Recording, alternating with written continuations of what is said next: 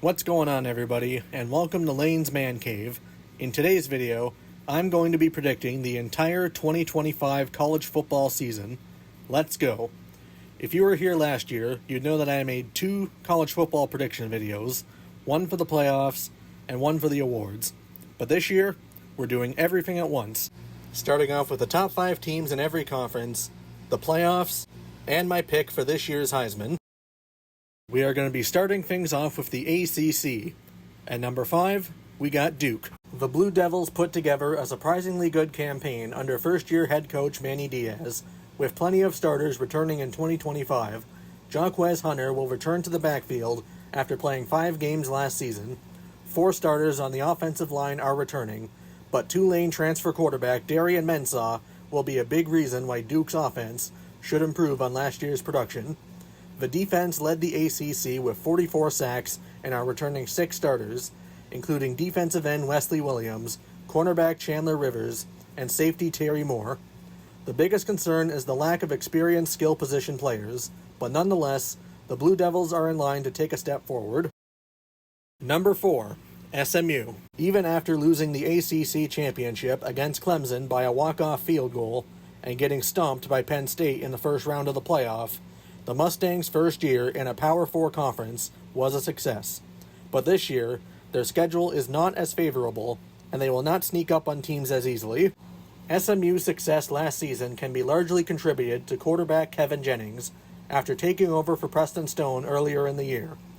Jennings will have more weight on his shoulders going into this season, as the Mustangs lost standout running back Brashard Smith and 3 wide receivers. Tight end R.J. Maryland is set to return from a season-ending knee injury and will be a boost for the passing attack, and head coach Rhett Lashley is a master on offense.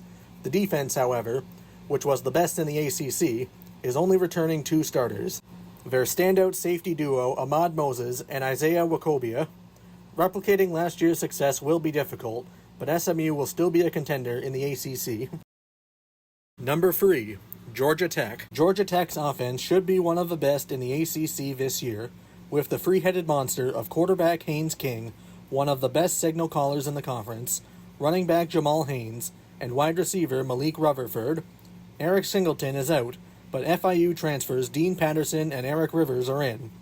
This offensive unit forced in-state rival Georgia to 8 overtimes, but the biggest concern this season is their offensive line, which is bringing in 3 new starters.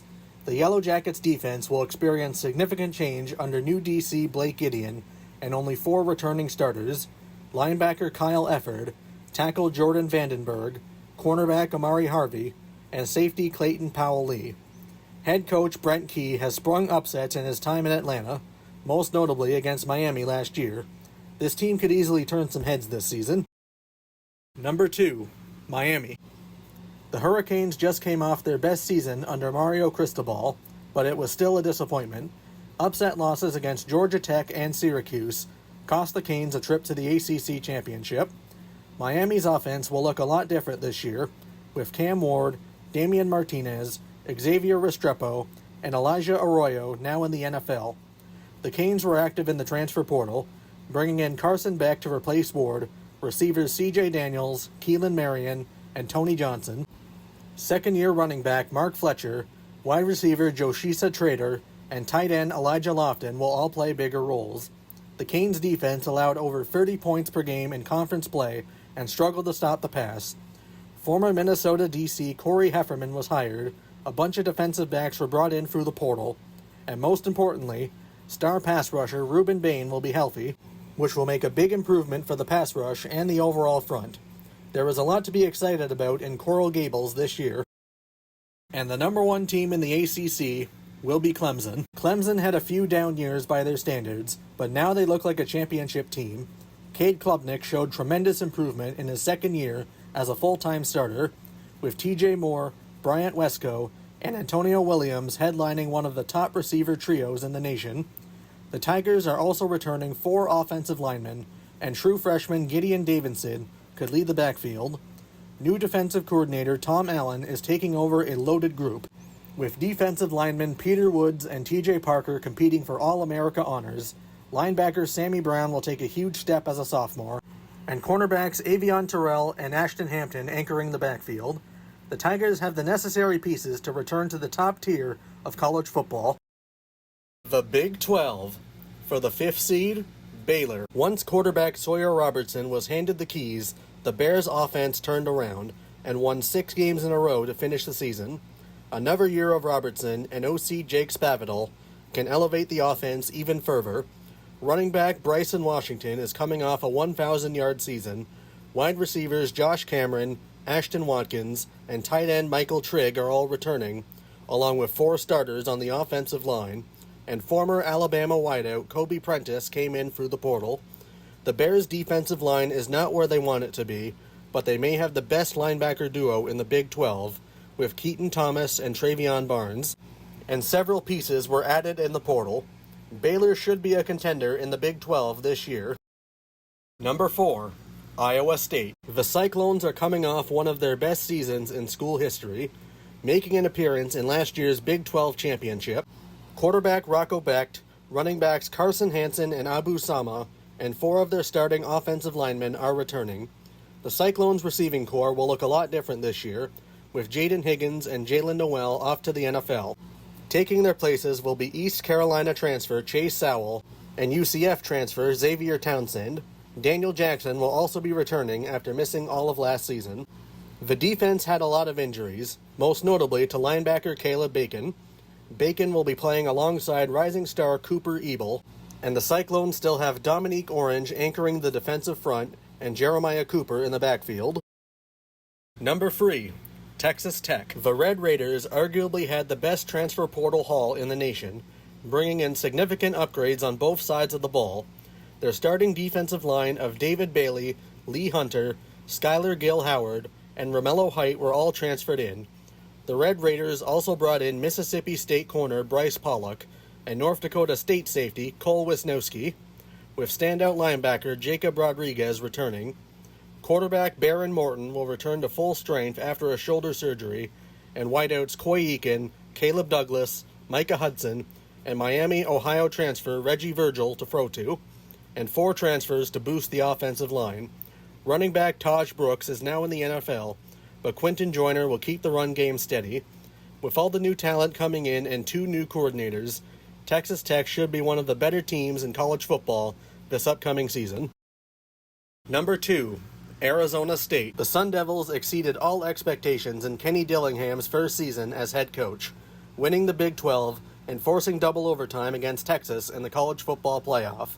The Sun Devils will run it back this year, with 16 of their starters returning.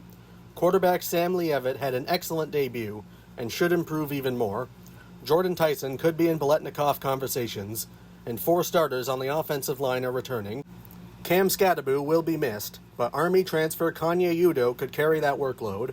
The Sun Devils defense is returning 9 starters from last season and could be the best unit in the Big 12. The future is bright in Tempe. And winning the Big 12, we got Kansas State. Quarterback Avery Johnson is going into his 2nd year as a starter and is just scratching the surface of his potential. New OC Matt Wells should help polish his game, especially as a passer, and make Johnson one of the best quarterbacks in all of college football. Dylan Edwards and Joe Jackson provide a solid 1-2 punch in the backfield, and top receiver Jace Brown is returning. The biggest concern for the Wildcats is the inexperience on the offensive line. The defense is returning 5 starters, with Austin Romaine being one of the best linebackers in college football. The defensive line is arguably the best in the conference, and former Arizona safety Gunnar Maldonado will be a game changer in the secondary. The Wildcats have a favorable schedule, with the advantage of playing 10 conference games instead of 9. The Big 10. For the number 5 team, Indiana. Curt Cignetti turned this program around in his first year as head coach, going from 3-9 in 2023 to 11-1 and a spot in the playoff. The Hoosiers won't sneak up on the rest of the Big 10 like they did last year, but their roster might be even better. Former California quarterback Fernando Mendoza could very well be an upgrade over Curtis Rourke, showing better arm talent and mobility. Joining Mendoza from the portal are offensive linemen Pat Coogan, Khalil Benson, and running back Roman Hemby, and wide receiver Elijah Surratt will be contending for the All-America team. The Hoosiers defense is returning defensive end Mikhail Kamara, linebacker Aiden Fisher, and cornerback D'Angelo Pons. The Hoosiers had one of the strongest defenses in the FBS last season, but now have holes to fill, specifically at defensive tackle and safety. But with Kamara, Fisher, and Pons returning, and some transfers coming in the secondary, this unit should not drop off too much in production. Number 4, Ohio State. The defending champions had 14 players drafted back in April, and have 2 new coordinators, but even with all these changes, the Buckeyes will remain as one of the best teams in the nation. Second-year quarterback Julian Sayin will be taking over the offense. The former 5-star prospect has little experience, but the Buckeyes still have the best group of pass catchers in the nation, which should make the transition smooth. Jeremiah Smith may have been the best player in all of college football as a true freshman, with Carnell Tate, Brandon Inniss, and former Purdue tight end Max Clare taking pressure off Smith. James Peoples and West Virginia transfer C.J. Donaldson will be the new 1-2 punch in the backfield, and 3 starters on the offensive line are returning. 8 out of 11 starters on the Buckeyes defense are now in the NFL, including their entire defensive line, but they still have linebackers Sonny Styles and Caleb Downs, arguably the best defender in the nation. Number 3, Oregon. The Ducks were the only team in college football to finish 13-0, but are only returning 6 starters. Former 5-star quarterback Dante Moore had a disappointing freshman season at UCLA, but now has a solid group of dynamic playmakers in Eugene. Former Tulane running back Mekhi Hughes could be in Doak Walker conversations this year. It is unknown when Evan Stewart will return, but he still has Florida State transfer Malik Benson, true freshman stud DeCorian Moore, and tight end Kenyon Sadiq. The Ducks' offensive line lost 4 starters, but brought in 3 transfers, including former Nevada tackle Isaiah World. Only 4 starters return on defense, including linebacker Bryce Betcher and edge rusher Mateo Uwe-Ugalele. Former USC tackle Bear Alexander will join Uwe-Ugalele in the front, and Dylan Feeneman, one of the best safeties in the nation, should help reload the secondary. Number 2, Michigan. Now remember, this section is for conference standings, not the top 25. I do not believe Michigan is a better team than Ohio State or Oregon, but when I look at the 3 of their schedules, Michigan's is more favorable. First things first, I am drinking the Kool-Aid on Bryce Underwood. He is a freak athlete with elite arm talent and mobility, and pocket presence that most college quarterbacks can only dream of. The Wolverines won 7 games last season despite horrible quarterback play from Alex Orji and Davis Warren. With the 1-2 punch of Justice Hayes and Jordan Marshall, fullback Max Bredesen, and Underwood's mobility, the Wolverines' rushing attack will be dangerous. The offensive line is returning 3 starters and added depth through the portal, and wide receivers Samaj Morgan and Frederick Moore should have better production with better quarterback play, and the receiving room added former Indiana wideout Donovan McCulley. Even with Mason Graham, Kenneth Grant, and Josiah Stewart now in the NFL, the Wolverines' defense shouldn't miss a beat.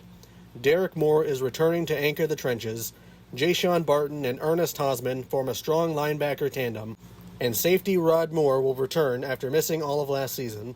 There is a lot to be excited about in Ann Arbor. And the best team in the Big Ten, Penn State. Like Ohio State last year, the Nittany Lions were able to bring back several draft-eligible players. Quarterback Drew Allar had a solid season, but returning for his senior season will allow him to elevate his game even further. Nicholas Singleton and Katron Allen may be the best 1-2 punch in the nation. The 3 starting wide receivers, Kyron Hudson, Trevor Pena, and Devontae Ross are all transfers, and 4 starting offensive linemen are returning. This offense will miss Tyler Warren, but second-year tight end Luke Reynolds is a rising star. Even with several starters returning, the best thing to happen to Penn State this year is that they stole DC Ryan Knowles from Ohio State, arguably the best defensive play caller in the nation. Danny Dennis Sutton fills the void left by Abdul Carter. Tony Rojas and North Carolina transfer Amari Campbell headline the second level, and cornerback A.J. Harris and safety Zakee Wheatley are 2 of the best defensive backs in the Big Ten. Happy times are ahead in Happy Valley. And finally, the SEC. At number 5, LSU. Head coach Brian Kelly has a lot on his shoulders going into this season, as the Tigers have yet to make a playoff appearance under his tenure. Quarterback Garrett Nussmeier was one of the top signal callers in the nation and is entering his senior season with a solid group of offensive playmakers. Transfers Nick Anderson and Barian Brown join Aaron Anderson to form a deep receiving room. Running back Caden Durham had a promising freshman season, and second-year tight end Trey Green is a rising star. The Tigers' biggest concern is the inexperience on the offensive line, which lost 4 starters to the draft. The defense showed improvement in Blake Baker's first season as DC, but are hoping to take another step forward with some key transfers, including edge rushers Patrick Payton and Jack Pyburn, cornerback Mansour Delane, and safety AJ Hulsey. Linebackers Harold Perkins and Whit Weeks will both be healthy, after Perkins missed most of last season, and Weeks broke his fibula in the Texas Bowl. Number 4. South Carolina. The Gamecocks were one of the hottest teams in college football at the end of last season, thanks to the emergence of quarterback Lenoris Sellers. New OC Mike Shula will elevate Sellers' game even further, along with an improving group of receivers. Nick Harbor is one of the best athletes in the nation, but has yet to put it together, and Mazio Bennett is a promising young receiver. The offensive line has 3 new starters, and the running back room no longer features Rocket Sanders, but the ceilings of Sellers and Harbor will be enough for the Gamecocks to have a dynamic offense. The defense is retooling at every level, but edge rusher Dylan Stewart was a monster as a true freshman, and nickel Jalen Kilgore stands out in the secondary. The ceiling of this team is through the roof. Number 3. Alabama. Kalen DeBoer's first season as head coach wasn't bad, but 9 wins and no playoff appearance is low for Bama standards. But DeBoer had big shoes to fill after Nick Saban retired, and is reuniting with former OC Ryan Grubb, who both led Washington to an appearance in the national championship just 2 years ago. Quarterback Ty Sampson has never started a game in college, but he will be playing behind what may be the best offensive line in the nation, with Caden Proctor having a strong argument as the best tackle. Ryan Williams was one of the best wideouts in college football as a 17-year-old, and Jeremy Bernard lined up across. The defense could be even better in DC Kane Womack's second year, and 7 returning starters, including linebacker Deontay Lawson, lineman LT Overton, and an elite secondary led by safety Keon Sabb and corner Damani Jackson. Number 2. Georgia. The Bulldogs are only returning 7 starters from last season, but Kirby Smart has always had a next man up mentality. Quarterback Gunnar Stockton showed flashes of being a starter, and has better weapons with wide receivers Noah Thomas and Zachariah Branch transferring in, and Colby Young, Dylan Bell, and tight end Oscar Delp returning. The receiving room was a weakness for the Bulldogs last year, but could be a strength this year. The offensive line will have 4 new starters, and second-year running back Nate Frazier will take over the backfield. Only 3 starters return on defense, but like I said earlier, there is a next man up mentality. Jordan Hall and possibly 5-star freshman Elijah Griffin will join Kristen Miller up front. C.J. Allen and Raylan Wilson form a deep linebacker unit, and safety K.J. Bolden is the next star in the secondary. It is never a good idea to count out a Kirby Smart coach team. And finally, the best team in the SEC, Texas. Arch Manning is finally getting the keys to the Longhorns offense, and the passing game will have more big playability than they did under Ewers. Manning also adds an additional rushing threat. Running back C.J. Baxter will return after missing all of last season and will form a solid 1-2 punch with Quintravion Wesner. Wide receiver Ryan Wingo is a rising star, and tight end Jack Endries is one of the better tight ends in college football. The only real concern of this offense is that there will be 4 new starters in the trenches. The Longhorns' defense was one of the better units last year and could still be the best in the SEC. Colin Simmons had an elite freshman year, Anthony Hill Jr. is by far the best linebacker in the nation, and cornerback Malik Muhammad will compete for All-America honors. Before I get into the postseason, I quickly want to go through the top 5 teams in the Group of 5 conferences, starting with Army. The Black Knights' first season in the American Conference was a massive success, going undefeated in conference play and winning the AAC championship. But they will have a hard time replicating that success without quarterback Bryson Daly or running back Kanye Udo. The Black Knights had the best defense in the conference and are returning a solid foundation despite some losses in the portal. Number 4, Liberty. The Flames underachieved last year, and quarterback Kadon Salter is now in Colorado. Fortunately for Liberty, They have the easiest schedule in the FBS, and the Conference USA is expected to be weak this year. They could return to powerhouse status in the group of 5. Number 3, Boise State. Ashton Jeanty will be missed, but the Broncos are still the team to beat in the Mountain West. With big shoes to fill in the backfield, head coach Spencer Danielson will be able to lean more on quarterback Maddox Madsen, who will play behind the best offensive line in the conference, and the defense is expected to take a step forward, with 6 starters returning. Number 2, Tulane. The Green Wave are a consistent threat to get the Group of 5 auto bid for the playoff, or before last year, the New Year's Six Bowl. Darian Mensah is out, and former BYU quarterback Jake Retzlaff is in, with Louisville running back Maurice Turner having the chance to handle a full workload. The Green Wave's scoring defense was either first or second in the ACC for the past 3 years, and I don't expect that to change this year. And the team I think will get the Group of 5 auto bid in this year's playoff is Navy. The Midshipmen won the Commander-in-Chief's trophy and upset Oklahoma in the Armed Forces Bowl, giving Navy their first postseason win since 2019. The Midshipmen are coming in with a veteran roster and favorable schedule. Quarterback Blake Horvath is back to lead Navy's hybrid wing T offense that rushed for 30 touchdowns and ranked 3rd in the ACC in rushing yards per game, with every major contributing running back and wide receiver returning. The defense lost some defensive backs and linebackers, but head coach Brian Newberry and DC PJ Volker will find a way to keep this unit at the top of the AAC. And here's how I have the conference championships turning out. I got Navy, Clemson, Penn State, Liberty, Boise State, and Texas winning their respective conferences. Arizona pulling the upset against Kansas State. And while I didn't talk about any Sun Belt teams in this video, I do have James Madison beating Texas State. This means that the 2026 college football playoff bracket will consist of Texas, Penn State, Clemson, and Oregon getting first-round byes, followed by Notre Dame, Arizona State, Georgia, Alabama, Ohio State, Kansas State, Michigan, and Navy. I'm going to start off the first round with Notre Dame versus Navy, and I'm expecting Notre Dame to win this game in a blowout. These two play each other every year. Notre Dame has won every year since 2017, and I don't expect this to be any different.